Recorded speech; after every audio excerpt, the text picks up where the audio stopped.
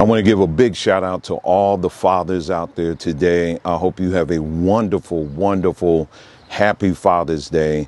Just on behalf of my son and I at ChocStock Art, I just want to say thank you so much for being the men that you are.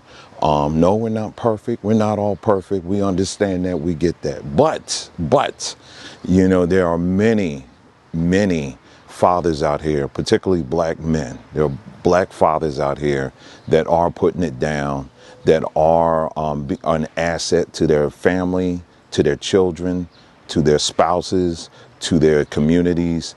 And we just want to say thank you, brothers, for being out there. A lot of these brothers that are putting it down and are doing the right thing and are being a light in their communities, they may not even be on social media. They don't have a YouTube channel or anything like that, because they're so hard at work, just doing the best they can to take care of their families and to take care of their children and to be good examples and all of that stuff. So for those of you out there, the unseen, the ones that aren't really talked about enough, I just want to say thank you guys again for being fathers out there.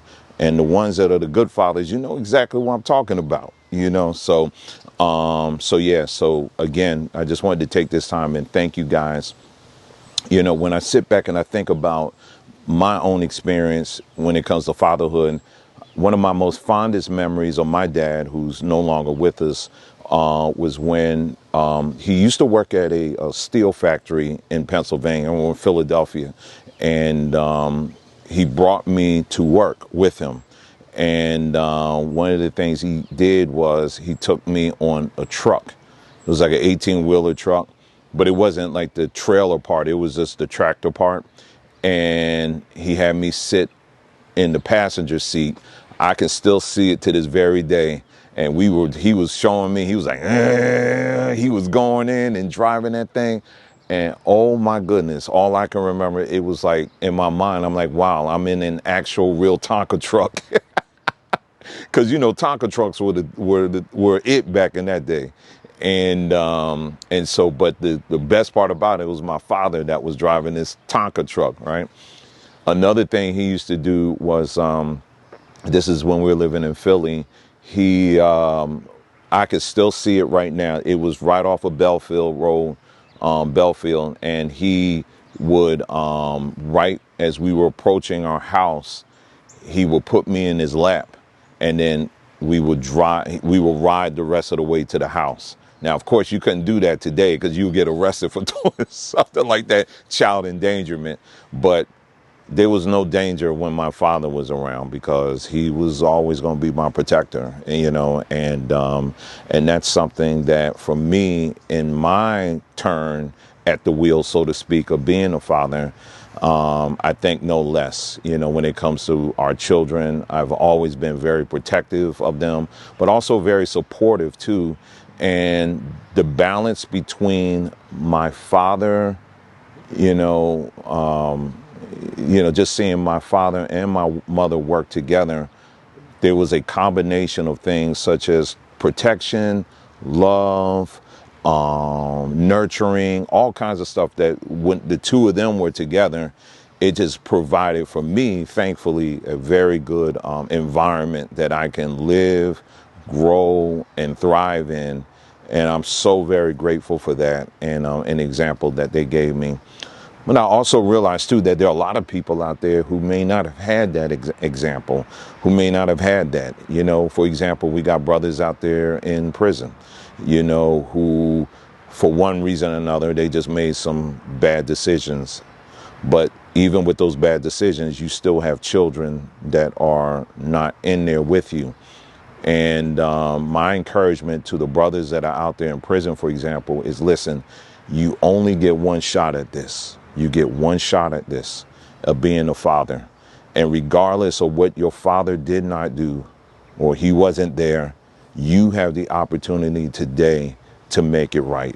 You are being graced and given the opportunity to course correct in your lineage. You don't have to repeat the mistakes of your father and the father before him, because we understand that, because hurt and pain can also be something that's passed down to generation as well. But it takes a man to say, you know what, I'm not going to allow that to be used as an excuse for me not to be a good father to my children. And so good characteristic of a good father is that he is willing to do whatever it takes to make sure that he's just that, a good father. So for our brothers out there who find yourself in this bind where you're just constantly, it seems like you just can't really, you having some problems in that area, and just being a good father. My advice to you is to seek help, seek counsel, and I'm not talking about on social media in the comment section somewhere. I'm talking about people who are professional, people who are very familiar with this whole thing, because it is a real issue.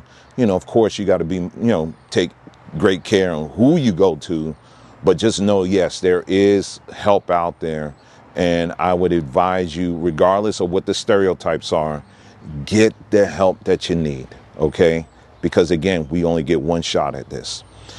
For our elders out there, we got elder men out there, your children are gone. They're out there and they're living their life. We just want you to know that you are not forgotten either. And we thank you for being elders in our community, for the work that you did just in your own children's lives. You may look at some of them and say, man, I hear what you're saying, but man, they all acting crazy. But I want you to know that what the good lessons that you instilled in them, it's in there too. Yes, you may have made some mistakes or whatever, and yes, they're going to remember that. But the good things that you sown into them, it's in there as well. So you just continue to build on that. You know what I mean? While you're still around, being a voice and saying, listen, those mistakes, those things I did in the past, those bad things, yeah, don't repeat that. But this right here, let's build on that. You know what I'm saying? That's a good way to, that's a good thing to do. And I would encourage you to do that.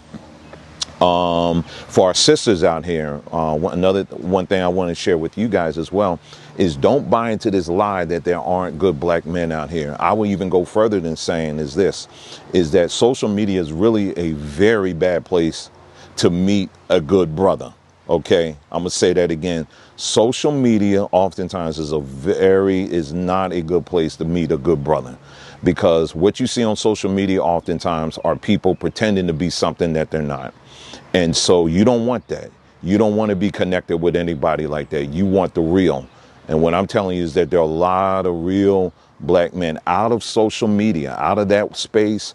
You're going to find a lot of hardworking, good black men out here that aren't running away from marriage.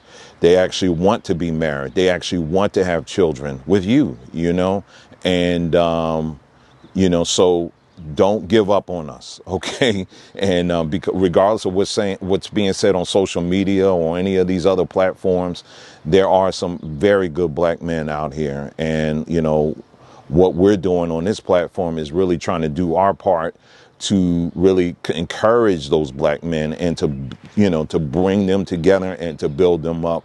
One of the things my dad did when he was around, part of all the other things he did, he established a group, a men's group. And he did that, to help build bonds between good black men in where he worked and also the church that he attended.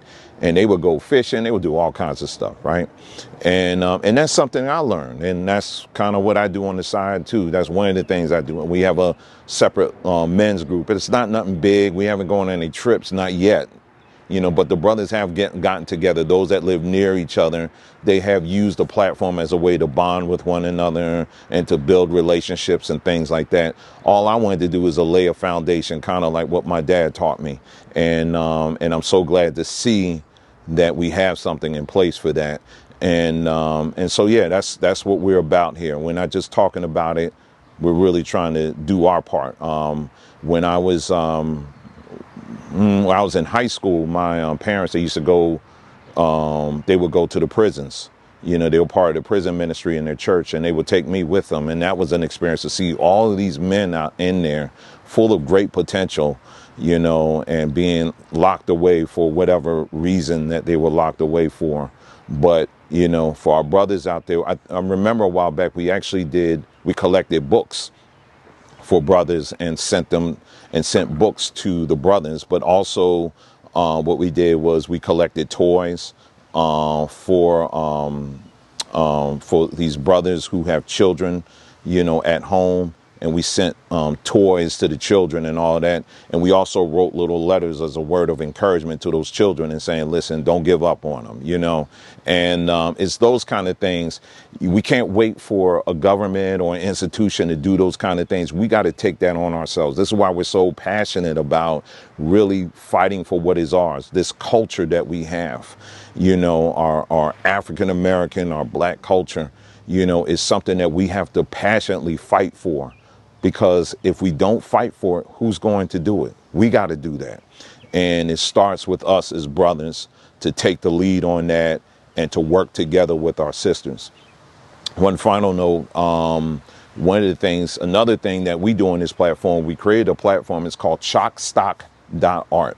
And this is a business that I started with my son, as a way of, number one, I just kind of wanted to show him, give him an example of, father and son working together, that kind of thing, and something he can carry on to his own children. But the purpose of this site really is to accentuate what's already out here. Now, we're using AI technology for a lot of the images that are out there. I'm actually looking at this deer. Maybe I can get it here. We're using AI technology, but we're not using it to create alternative universes. We're actually accentuating our wonderful culture that we have out here. We have some very, very good men out here who are putting it down, who are doing good work and all of that. I'm going to show you. I got to show you this deer. Hold on. He's right there. See, even the deer is coming in. There you go. Anyway. But we got some good brothers out here. So what we do is we try to reflect that in artwork.